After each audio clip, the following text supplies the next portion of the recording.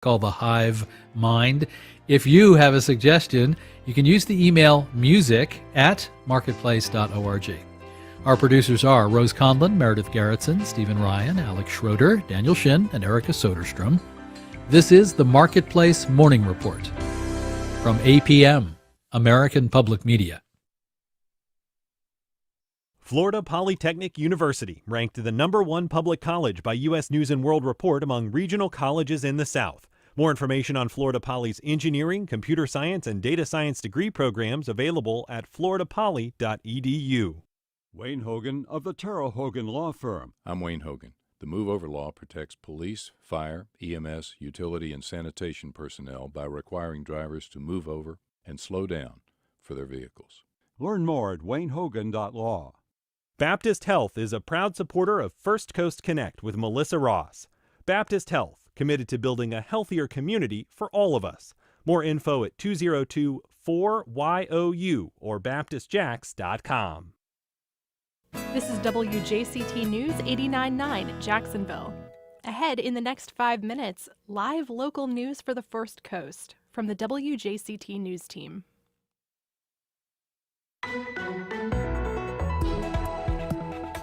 Easing the pain at the pump. I'm Melissa Ross, and just ahead this hour on First Coast Connect. Gas prices are high this holiday season. We'll tell you why they're higher than average in Duval County and what the Biden White House is doing to try to bring the cost per gallon down as you hit the road for this Thanksgiving. That's ahead, then later. When we go out there, me and my senior team go out and help allocate or hand out some of the coats and scarves and things like that. It's just amazing to see the impact. How you can add a sweater, jacket, or blanket to the pile. We'll tell you all about WJCT's Mr. Rogers Holiday Sweater Drive. That and more just ahead.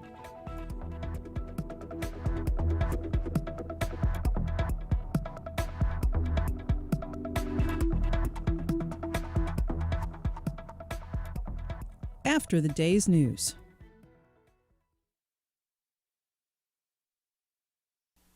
Live from NPR News, I'm Giles Snyder. The White House has announced the release of 50 million barrels of oil from the nation's strategic reserves in an effort to bring down prices at the gas pump for consumers. NPR's Tamara Keith reports on the move ahead of a busy travel week. It's not clear how quickly this move will translate to lower gas prices. It certainly won't kick in before Americans drive to visit family this Thanksgiving holiday. Senior administration officials said adding millions of barrels of oil to the system was a necessary move to try to bring supply in line with demand as the global market exits from the pandemic. Put plainly, one official said the markets have been out of whack since COVID-19 hit. The move is being coordinated with releases from China, India, Japan, South Korea, and the UK. For weeks, President Biden has been expressing frustration with oil-producing nations, including Russia and Saudi Arabia, for keeping prices high by not releasing more crude. Tamara Keith, NPR News. With Thanksgiving approaching, the White House is encouraging Americans to either get vaccinated or to give themselves some added protection with a booster shot. CDC Director Rochelle Walensky. Our current surveillance shows a rise in cases over the past few weeks. Heading into the winter months, when respiratory viruses are more likely to spread, and with plans for increased holiday season travel and gathering, boosting people's overall protection against COVID-19 disease and death was important to do now. The latest numbers show about 1,000 people a day are dying in the United States from COVID-19, and cases and hospitalizations are both up from last week. People in Waukesha, Wisconsin say their healing process is beginning after a man drove an SUV through the city's annual Christmas parade Sunday, killing 5 people and injuring more than 40 others. NPR's Odette Youssef is in Waukesha. She reports on last night's gathering to honor the victims. Waukesha residents prayed together at an interfaith vigil. Among them was 18-year-old Maya Tucker. She was at the parade on Sunday and says the vigil was helpful as she struggles with the trauma of what she witnessed. No matter what, no one should have to go through this. No matter if you don't like someone or don't like their opinions, no one should have to go through this. And I think that's where we all kind of come together in that sense. A 39-year-old Milwaukee man is facing 5 counts of intentional homicide in the incident. Police say the suspect was in a domestic dispute just before crashing into the parade. Odette Youssef, NPR News, Waukesha, Wisconsin. The man in custody for driving through the parade is named Darrell Brooks. He is due to be in court today. Police say Brooks has a criminal history and that he was free on a $1,000 bail posted 2 days before the parade. And you're listening to NPR News. And the time is 9:04. This is WJCT News 89.9 in Jacksonville. Good morning. I'm Michelle Corum. A Northeast Florida state senator is proposing a change that could lead to people with rooftop solar panels getting less money from utilities for the excess energy they generate. WJCT News' Brendan Rivers explains. Jennifer Bradley's bill would change Florida's net metering rate, which requires investor-owned utilities like FPL to reimburse rooftop solar customers at the same rate they charge their customers for power. Under the Fleming Island Republicans' proposal, the new reimbursement rate would be what's called an avoided cost rate, which is what the utility saves by not having to provide that electricity. The avoided cost rate is usually a lot lower than the retail rate for power. The change would mirror what happened in Jacksonville in 2018, when city-owned JEA reduced its net metering rate from about 10 cents per kilowatt hour to 3 cents. Solar power proponents worry the change would put a big dent in rooftop solar adoption. Brendan Rivers, WJCT News, 89.9. 2 Florida grocery chains are limiting the number of items sold to customers. Publix and Winn-Dixie are placing limits on some items because of supply chain issues. Lakeland, Florida-based Publix operates nearly 1,300 stores across 7 states in the Southeast. They're limiting customers to 2 each of key Thanksgiving items, including canned cranberry sauce and pie filling.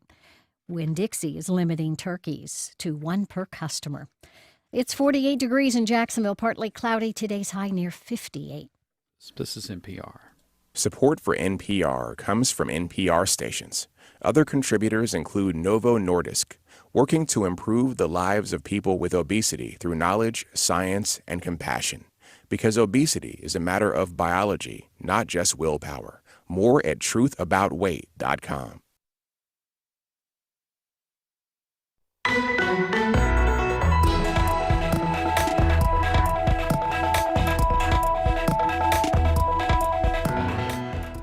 Pain at the gas pump gets political this holiday.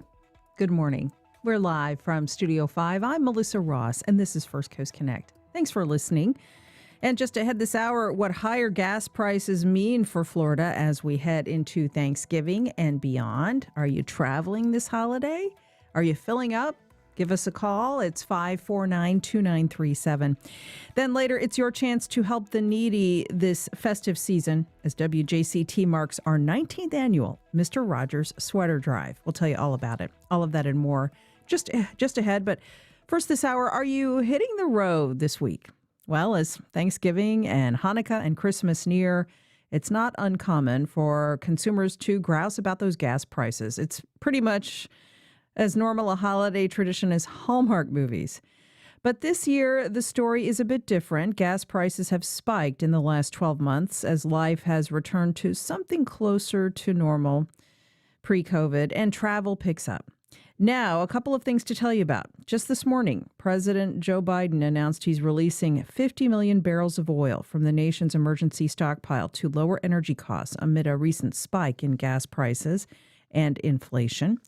Also, Governor DeSantis came to Jacksonville Monday and said he wants to zero out the state's gas tax for 6 months and deliver tax relief at the pump. He made the announcement inside a Daly's convenience store in our area. Now, speaking of pain at the pump, let's not forget the Jacksonville City Council recently approved a 6 cent per gallon gas tax hike to fund a slew of initiatives. David Bauerlein of the Florida Times-Union has been writing about all this, and he's on the line. Hey, David, good morning. Good morning, Melissa. How are you doing? I'm great. It's always good to talk to you. Okay, folks, what's your holiday travel plan this week? Are you annoyed by high gas prices? Are you seeing different prices in different regions? Give us a call, 549-2937. Emails to firstcoastconnect@wjct.org. Tweets to @MelissaNJax. Already getting those tweets. Well, David, we hear about this every year, but pain at the pump has really become a political issue this season, so much so that the White House just this morning says they're going to release some oil from the nation's emergency stockpile to ease the crisis. Yeah, and that probably will have some impact, not immediate, but as there's more supply, that will meet the rising demand that's happened as the economy's really gotten back on its feet and heated back up. So it's going to work through the system. It could have some impact, but really I think the analysis I've seen is that until the real big oil-producing companies go back to the pre-pandemic levels of production, you're going to continue to have higher prices for the cost of a barrel of oil. That's going to mean higher prices at the pump, and we're certainly seeing that every time we fill up a car. It's kind of a little bit of a double take, especially when it's so much higher than it was just a year ago. Right. As you write in today's paper, the average price of a gallon of gas is over $3 and a little higher in Duval County. And that's due to the gas tax that Mayor Curry and the city council approved. Can you talk a little bit about that? So I was looking at AAA. The current average in Jacksonville for a gallon of regular is $3.33 per gallon, and it was $1.98 a year ago. So there you have it. That's a huge increase in terms of what people are paying. It was probably low a year ago. Now it's on the high side compared to historical averages. And really has not yet been impacted by the gas tax increase that the Mayor Curry and City Council approved, because that takes effect January 1st. And then when that comes into play, then obviously you're going to see that kind of affect gas prices to some degree. But the main thing, I think, is just, the economy's gotten better. More people are out there traveling. More people are using the greater demand for fuel. And the production is not where it was before the pandemic hit. So that's the mismatch that everybody talks about, this supply and demand that's driving the higher price at the pump. Yeah. Of course, Governor DeSantis never misses an opportunity to ratchet up his fight with the White House on any number of issues. He appeared in Jacksonville Monday and said he's going to provide relief for Floridians, a gas tax holiday. He wants to zero out the state's gas tax for 6 months. At the same time, as you pointed out, David, a U.S. president really does have limited control over gas prices. They're primarily driven by the actions of a legal cartel, OPEC. Listeners are tweeting that to the show right now. But what did you make of the governor's announcement? So it still has to get through the legislature. It's a lot of money, over $1 billion, that obviously would be not available for transportation projects, but would be basically tax relief for motorists whenever they go higher prices. So I would think it's probably going to take effect probably sometime early summer, maybe run through the end of the year. And who knows what the gas price is going to be then, right? Maybe the, quote, crisis is gone by then, and demands, the supply is meet demands, and we're not faced with these high gas prices. But that's the, at least at this point, the symbolic message he delivered yesterday in Jacksonville, which is he hears the concerns and he's going to take action at the state level to get gas prices down. 549-2937. If you're just tuning in, we're speaking with the Times Union's David Bauerlein about high prices at the pump. Are you headed out to have Thanksgiving dinner with family? Are you filling up the car or SUV this week? Traveling maybe? Give us a call, 549-2937. Mitchell in Palatka. Hey, Mitchell. How are you? Yeah. I actually like high prices of gasoline, and I think we need Why? Why do you like them? Well, it keeps the trespassers away from my area with their four-wheelers, for one thing. Okay. And another thing is, I think, agree with the previous caller. High gas prices are good for a lot of reasons. Less smog, less wear and tear on the roads, the system. fewer fatalities, and of course, it's better for, it lessens the troubles caused by climate change. So I think that we're once again, Governor DeSantis is looking backwards. He's providing, and so is Joe Biden at this point. They're providing solutions to this problem, which exacerbate other problems to the extent that we're actually just making things worse. Gas prices ought to be $10 a gallon. If gas prices were $10 a gallon, you'd see people walking, you'd see them riding their bikes, you'd see people changing zoning laws so that you could have neighborhoods, walkable neighborhoods where they can get to the store and so on without having a car. And I think the only way to force Americans out of their cars is to jack up the price of gas to the point where it's unaffordable. Thank you. Thanks, Eric. Okay, so he brings up both of those callers, David, bring up the longer term question, which is that we do have to wean ourselves off fossil fuels. Easier said than done. You know, just the other day we did a segment on this show. You can read the story at our magazine, adaptflorida.org. We're getting more electric vehicle charging stations in Florida under the passage of the infrastructure bill, but only 1% of us even drive electric or hybrid vehicles. And until more incentives can be created for folks to make that switch, this transition is going to be slow and painful, David.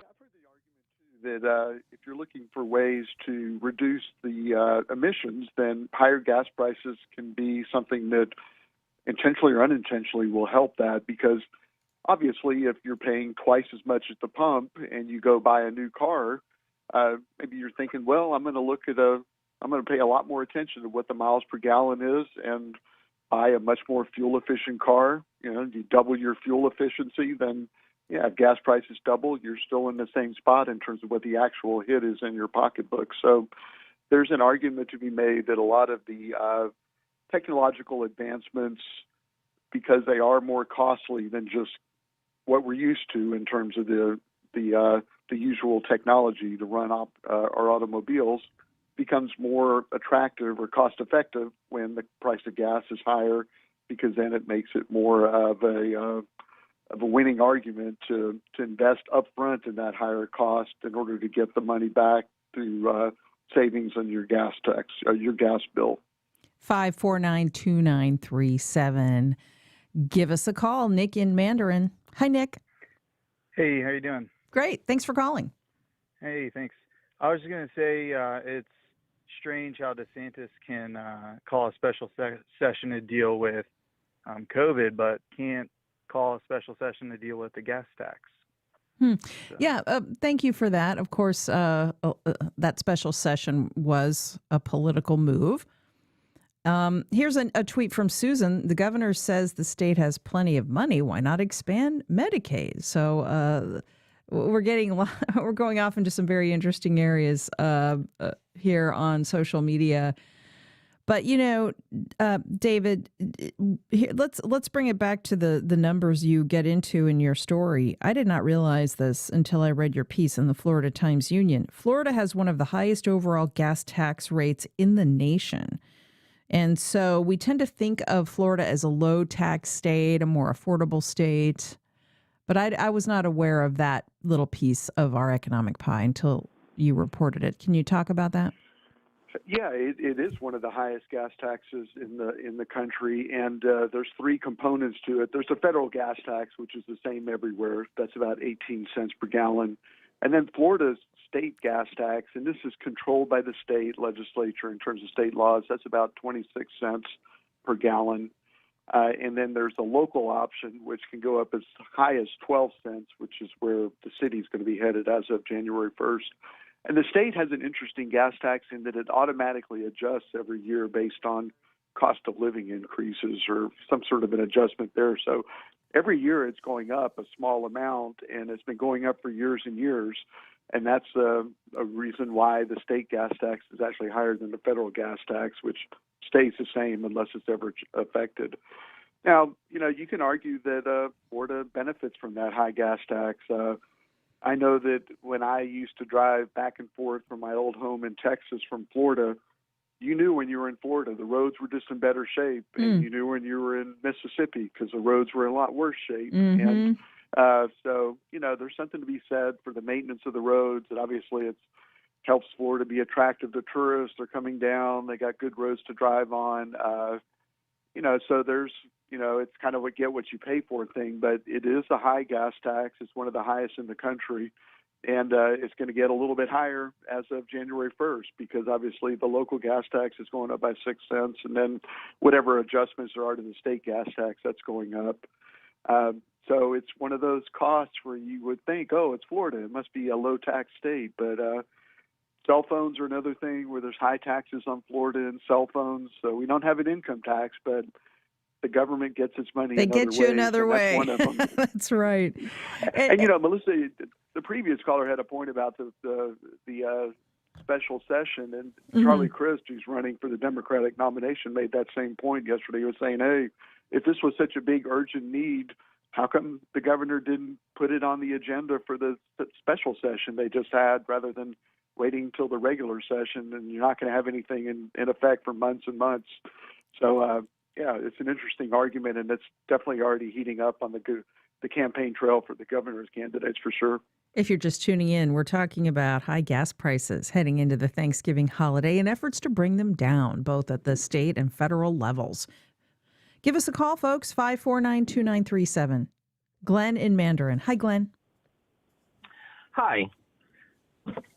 You there? Yeah, go ahead.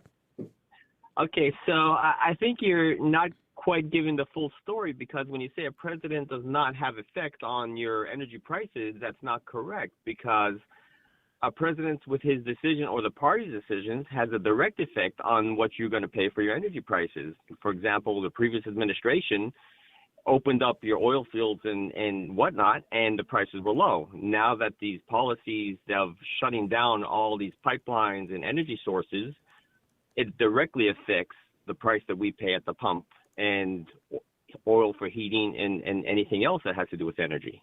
Thanks, Glenn. David Bauerlein, let's talk about this. How much any president can impact oil and gas, that market. Certainly, whoever's in office, when the prices go up and energy prices go up, gets the blame. But at the same time, we do need to be fact-based about really the few options any chief executive has when it comes to curbing the cost of gas. There's a few things they can do. Can you talk about this? Because they are limited in what they can do. Yeah, it's a global market. I mean, obviously, United States motorists are driving on oil that comes from across the globe. So there's a lot of factors in play in there.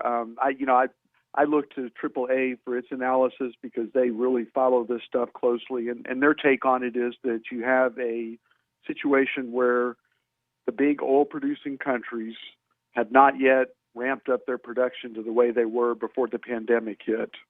And as a result of that, we have a mismatch where you have a post-pandemic slowed down the economy for a long time. Now it's revving back up, and the oil production is not keeping pace with that. So it's a supply-demand issue, and that goes beyond a pipeline. I'm not totally familiar with that caller's question, although I've heard some talk about, there might be a pipeline that's closing, which I think is natural gas, not crude oil, which is what's used for gasoline. So, that's where things stand, is that you have a global supply, global demand, and every country in the world is facing the same issue where they have higher gas prices because there's a mismatch between the amount of global supply for oil, which we use for our gasoline, and the demand for it. So prices are higher as a result. 549-2937. Michael in Jacksonville. Hi, Michael. What are your thoughts? Hey, how are you doing? All right. Thank you for taking my call. Can you hear me okay? Yeah, sure can. Okay. One of the things that the media keeps talking about and people keep pushing is electric cars and battery-operated cars, but no one's really looked at the environmental impact that producing batteries and finding a way to, and what it causes. What I wanted to mention that's not on the horizon of anybody's radar is synthetic fuel. Porsche right now has got fuel in full production for their racing team coming in 2022. It's a synthetic fuel that has a less of environmental impact than battery-operated cars. I think within the next 5 to 10 years, if they're allowed to continue with that technology, and Big Oil or other manufacturers that have an interest in electric cars don't try to quash that technology, this will be the solution to the future, because it has less environmental impact than batteries, and the emission of it is primarily water after it burns. I hadn't heard anything about this, but I will definitely get into that later, Michael, and I appreciate you calling. Interesting. And of course, let me make another opportunity here to plug our digital magazine, adaptflorida.org, where we talk about energy and adaptation here in the state of Florida. John in St. Augustine. Hi, John. Hi, Melissa. Hey, good morning. I monitor my gas consumption very carefully as I drive, try to maximize the miles per gallon, and I get pretty good when I watch it and drive within speed limit, but maximize the gas mileage. The question I have noticed recently that my car says that I have used less gallons than what the gas pump says when I fill up.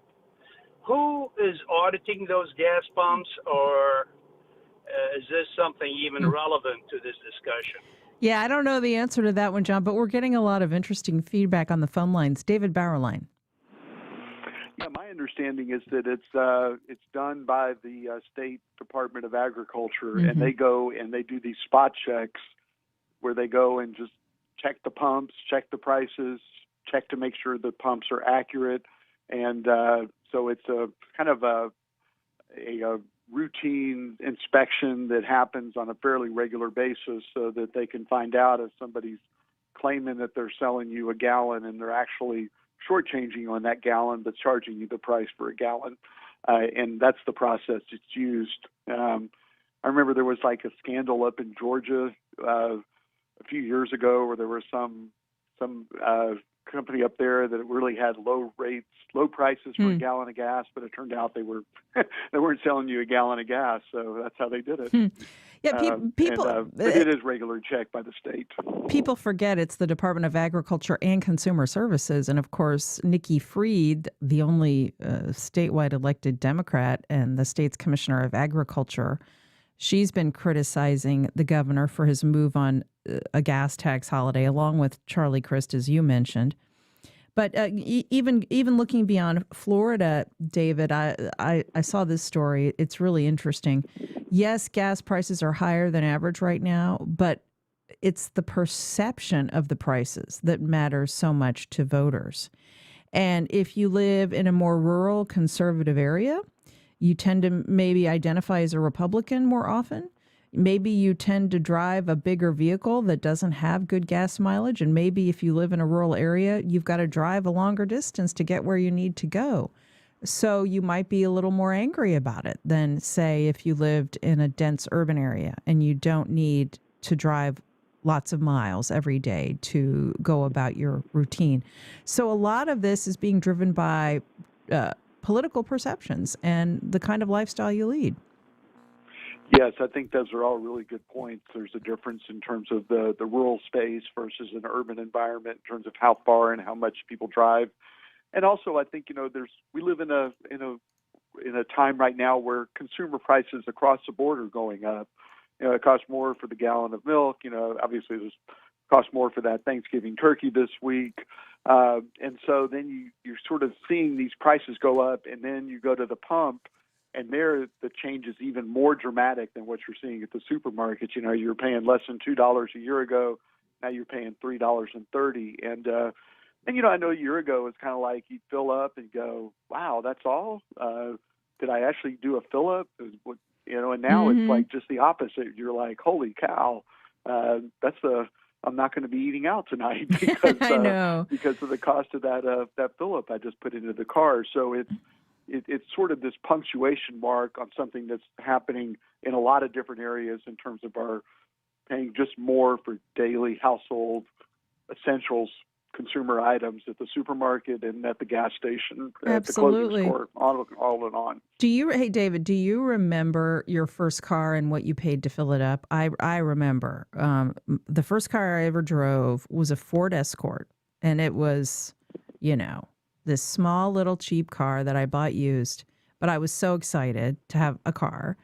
And, I think I paid $10 a gallon usually to fill it up when I was 16, 17 years old, and I paid for it with my princely wages from the McDonald's drive-thru, the Kaufman Avenue branch of McDonald's in Fairborn, Ohio. We had 2 McDonald's in our town, and I worked at the better one. And, I made $3 an hour, but it was enough for gas money in high school when it was $10 a gallon. And so, as you pointed out, as things get more expensive and people have those kinds of memories of what things used to cost, they get frustrated. But we are subject, as you said, to these global market forces.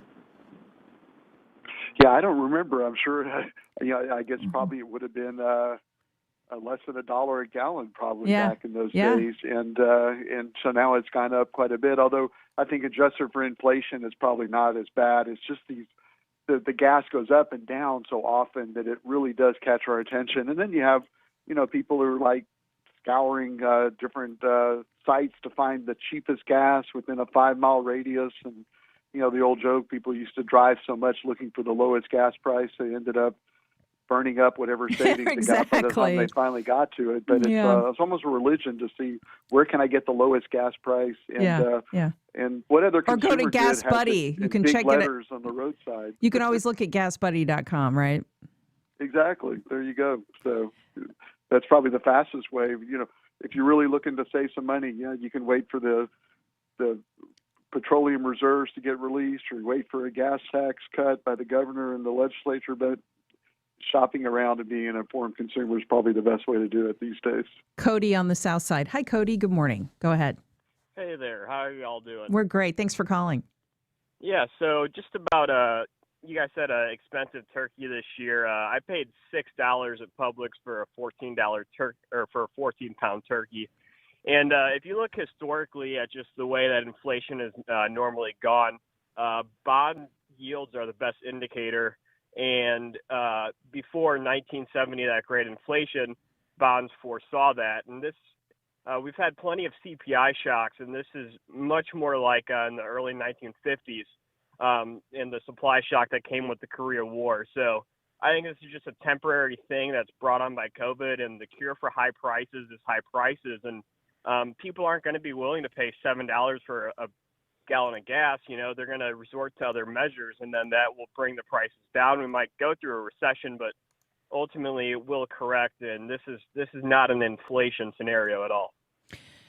Thank you, Cody. Thanks, everyone, for your thoughts. And so, David Bauerlein, as people hit the road, they do need to budget for a little more this year.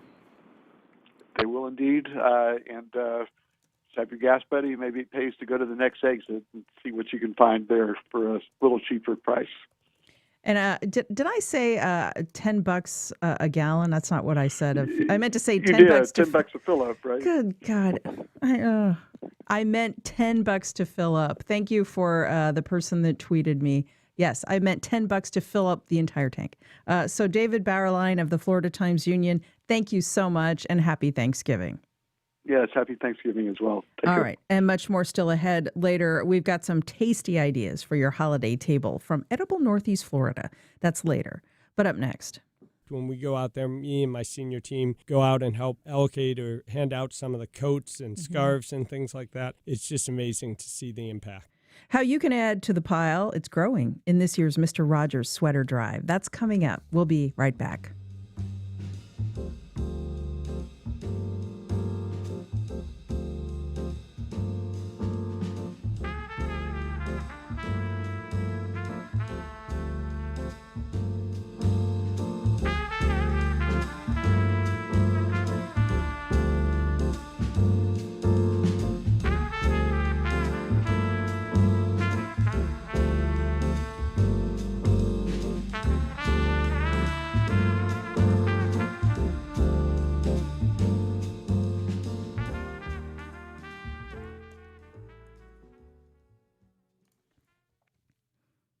Welcome back. Well, WJCT Public Media is partnering with ViStar Credit Union, Sudeth, and the Tom Bush family of dealerships to present the 19th annual Mr. Rogers Neighborhood Sweater Drive to collect new and gently used sweaters, jackets, and blankets. And we're doing this through November 30th.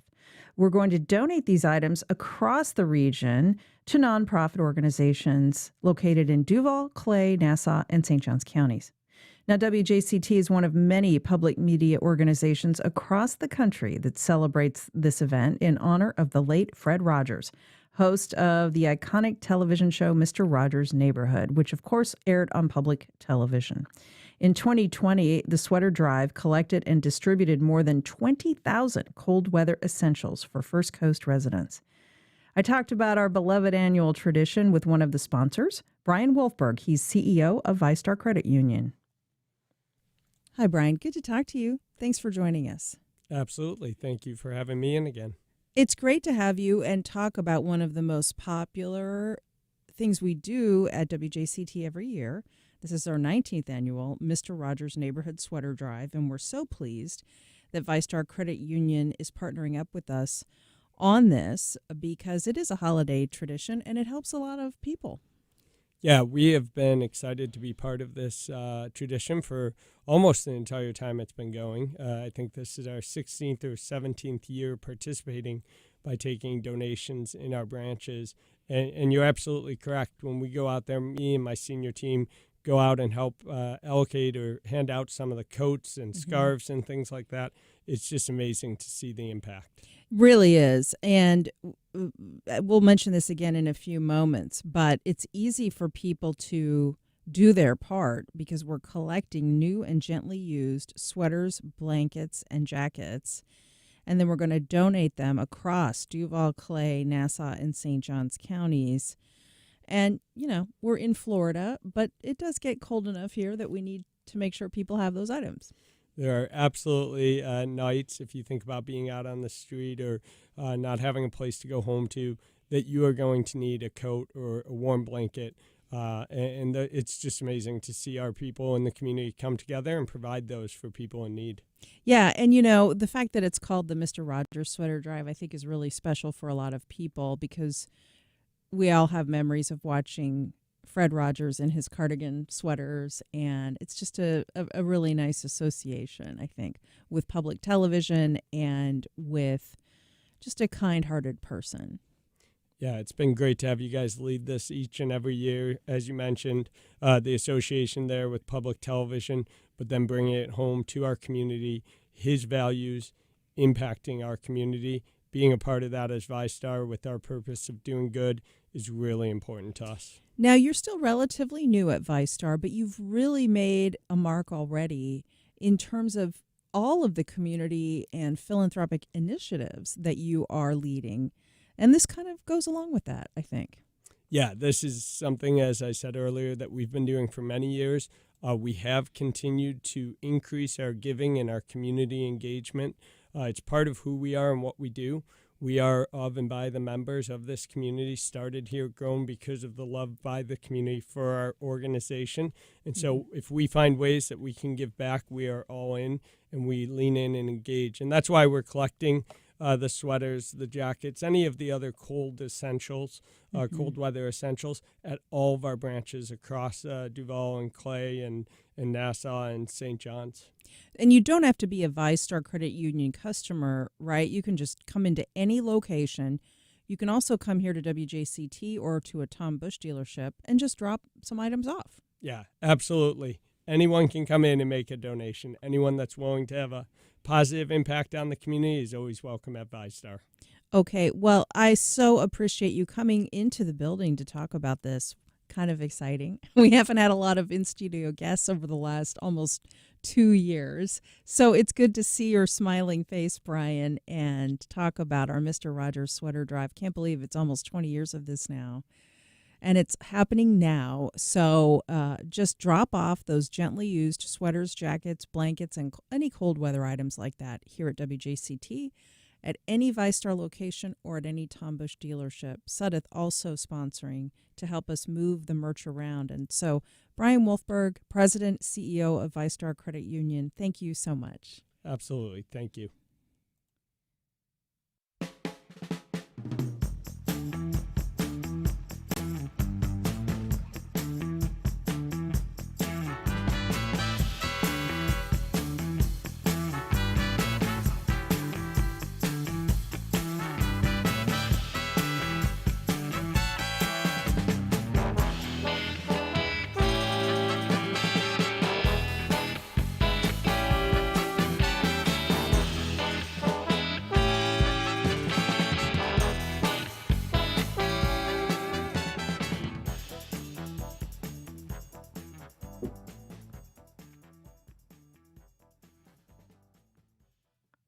Well, do you need some last minute ideas or inspiration for your Thanksgiving table? If so, you are in luck. Edible Northeast Florida is on newsstands now with ideas to create a seasonal table using local seasonal produce.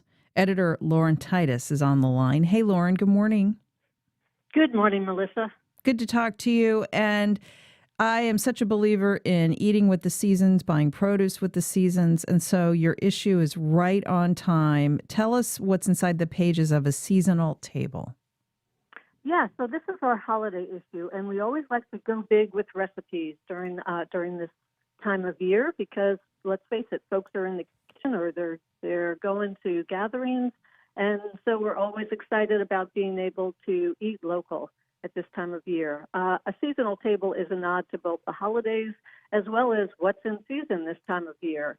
And as the days cool off, the produce comes back to the market.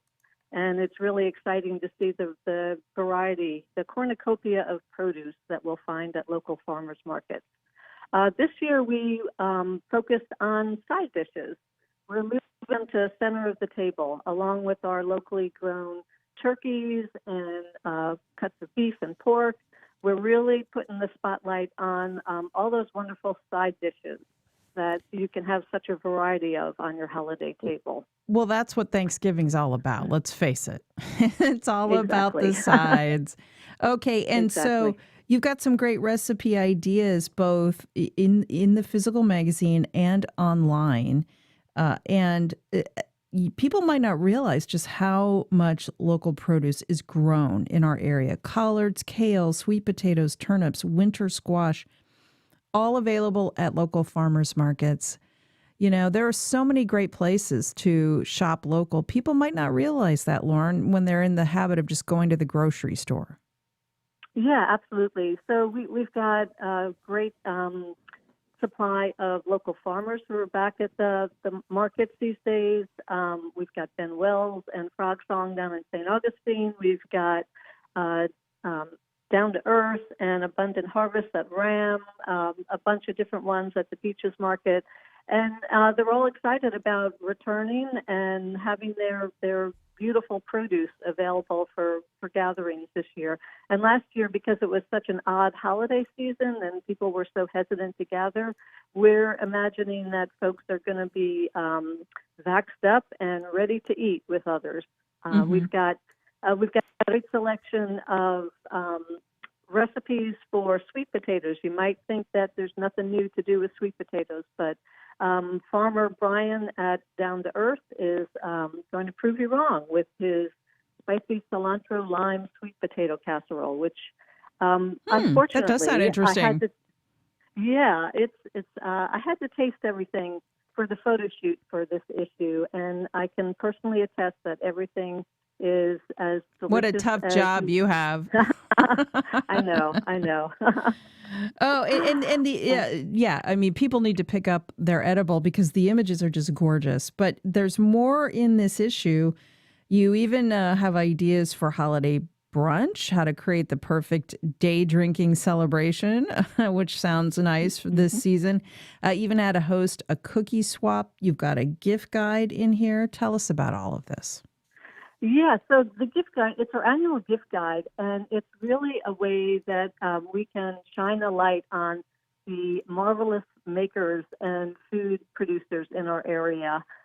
We've got, this Saturday, this weekend is Shop Small Business, and pick up a copy of the magazine or go online to find out different businesses you can support right in our area. You can either go to them physically or you can order things online, and make sure you do that soon so you don't have any supply chain disruptions or shipping disruptions. Now, can you talk a little bit too for those listening that want to eat a purely plant-based diet at Thanksgiving? That's a small group, but they are out there. It's actually one of the easiest things to do at this time of year. All of the recipes, except for one that has some bacon fat in the streusel on top of the cream kale, but all of the others are completely plant-based, and you'll find that you will not leave the table hungry. We even have a plant-based baked goodie, for your brunch table, or you could have it as a dessert at your holiday gathering. The pumpkin chocolate chip muffins, which again I had to make them for the photo shoot, and they are quite tasty. Wow. Now, what is the most surprising thing that you've learned about the local food scene in the time that you've been editing Edible, Lauren? Oh, that's a great question. I guess it's the newcomers are always asking us about the time of year to grow things. And many people are really surprised that from October through March is really the height of our production from the farms. It's quite the opposite of what many people find throughout the rest of the country. And it's really exciting to find such a vibrant array of produce, of fruits and vegetables at the markets in the middle of winter. That's nice. Now, let's also mention that you can pick up Edible on newsstands across the community. It's free. Or people can download a lot of these recipe ideas from your website as well, yes? Absolutely, yes. And people can also subscribe if they want to get the magazine delivered straight to their mailbox. We're happy to set up a subscription service for them. That's cool. Now, earlier in the show, we were talking about the price of things, inflation affecting the price of maybe the turkey you buy or other produce or other things that you add to your grocery list. Are you hearing from people in the community about that as they plan their holiday meals? Well, one good thing about buying local is you are accustomed to paying the real cost for food, and you might not notice the increase so much as you would in the grocery store when you're buying canned products and pre-made products. So I think people will find that the price of this holiday gathering won't be much more if they can focus more on buying local products. That's a great idea. Now, is that what you're planning on doing? What is on your Thanksgiving menu, Lauren Titus? Well, I've already got my butternut squash ready to be cut up and turned into soup. I've got some peas that are on their way from Front Porch Pickings, and I've got some sweet potatoes ready to turn into that cilantro lime spicy casserole, and a couple of other things that I don't want to spoil a surprise for the folks at my table. Are you doing any shortcuts? Let me give a shout out. I do. I've been doing this lately. I get my pies from 1748 Bakehouse in Springfield on Main Street because they do the best pies around, and they are very busy at Thanksgiving. So I'll be picking my pies up tomorrow instead of making them this year. I feel a little guilty about that, but hey, shortcuts are good. Absolutely, especially when we have such high-quality bakers like 1748 Bakehouse, Community Loaves, and some others in the area. I'm all for doing those shortcuts and focusing on what you really want to be spending your time on, which mainly is just celebrating the holidays with the people we love at the table. That's right. So pick up Edible either online or at newsstands. Get some ideas for a local seasonal table. Editor Lauren Titus, have a great Thanksgiving. Thank you. Thank you, Melissa. Happy Sidesgiving. And in a moment, Duval's Untold Stories are coming to the Florida Theater stage this weekend. We'll have a preview from guest artistic director Barbara Colacello. That's next. We are right back. Don't go away.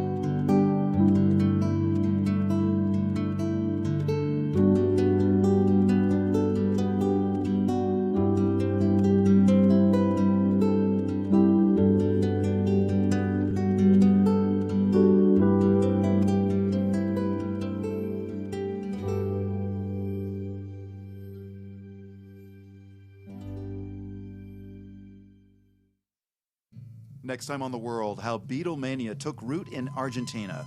It was way more than mop tops and electric guitars. Under military rule, young musicians there were inspired by the Beatles to question authority and to sing out. They provided great service to humankind by leading us through these changes that were happening in the world. The Beatles and the birth of El Rock Argentino. It's on The World. This afternoon at 3, here on WJCT News 89.9.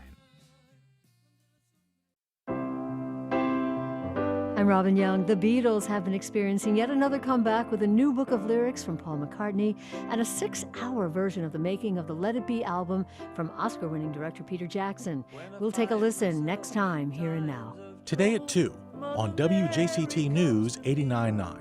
Speaking words of wisdom, let it be. And in my hour of darkness, I'm impressed with my attorney, Bernie. On the next Fresh Air, our tribute to Dave Frishberg. He died last Wednesday at 88. He was known for satirical songs like I'm Hip and My Attorney Bernie, ballads like Heart's Desire, and Schoolhouse Rock songs like I'm Just a Bill. We'll listen back to his interviews and performances on our show. Join us. Today at noon on WJCT News 89.9. With the way he runs the store. Time's running out for thousands of businesses across the country. By the start of the new year, they'll need to have their workers vaccinated, but some states are pushing back. Can vaccine mandates stand up to legal scrutiny? And do they risk putting a further strain on the nation's worker shortage? That story next time on 1A. Today, starting at 10 on WJCT News 89.9.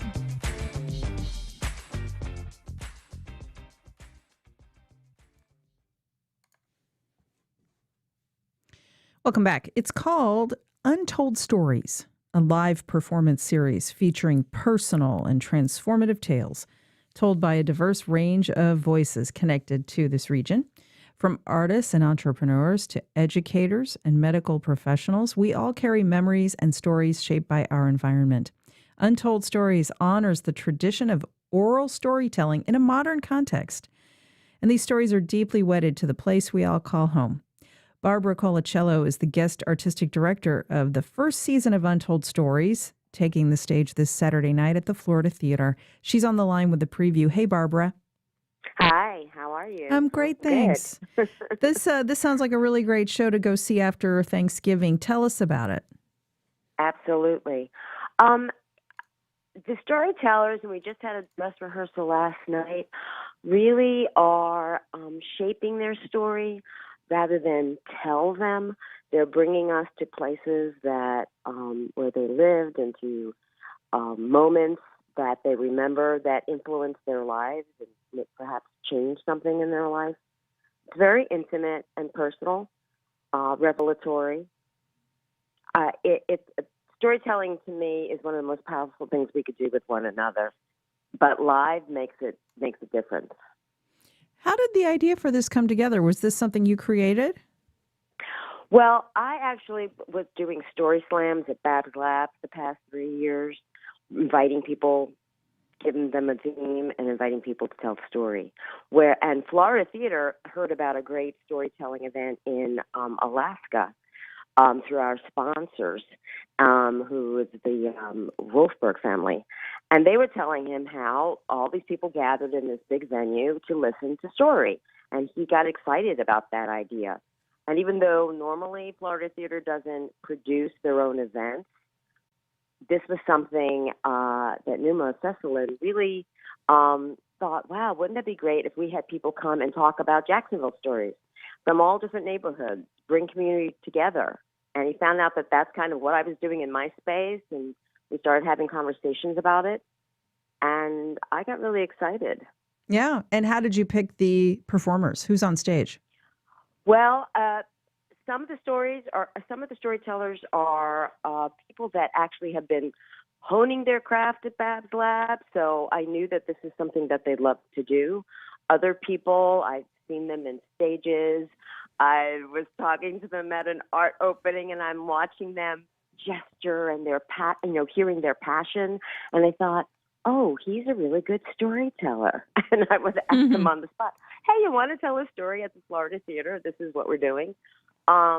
So it's been pretty an organic process.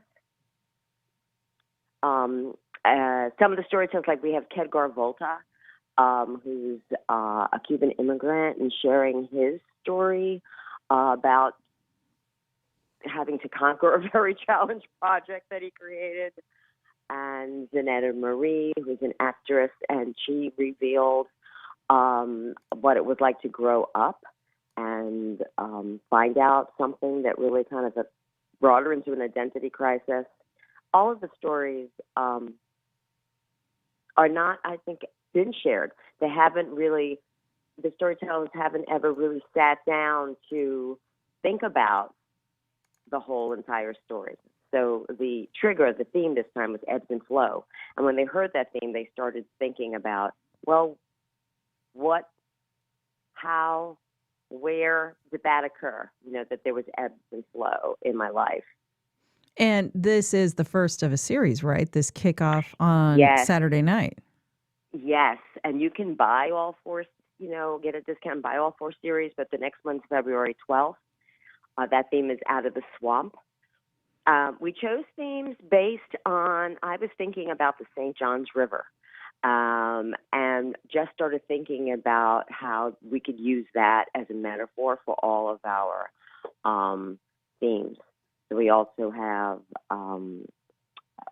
let's see, There and Back Again.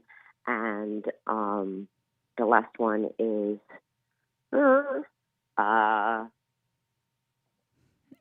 it'll come to you. It's one of those days where we're all just ready to go eat some turkey and stuffing and and not think about work. But with Fish all out of water. That's what there it is. There it is. Fish out of water. Okay, so with all of that said, tickets available for this Saturday night show at the Florida Theater website, correct? Yes. Under Untold Stories, it's all there. And we're excited. People are buying tickets, and I think it's a great thing to do if you have company from out of town and they get to see the Florida Theater. Yeah. Which I think is a fantastic background for this sort of thing. You know, it's such a storied building. It is. And, you know, I did an event there a week or so ago with Stacey Abrams, and I've been fortunate enough to step on that stage a number of times to do events. And every time I go out and I stand on those boards, I think about who has performed on that stage, like Elvis, you know. Elvis performed on that stage, and so many other incredible people. So it is a special place. And I always think about that when I'm lucky enough to do an event over there. It's beautiful. So get your tickets now for Untold Stories, a live performance series featuring local voices. Guest artistic director Barbara Colacello is overseeing Untold Stories in its inaugural season. Show Saturday night, 8 o'clock, Florida Theater. Have fun, Barbara. Happy Thanksgiving. Thank you. You too. Bye. And make sure to subscribe to Jax Today. It's our new daily newsletter bringing you up to date on everything happening around the region. Go to jaxtoday.org. I'm Melissa Ross. We'll be back at 9 a.m. tomorrow. Have a great day.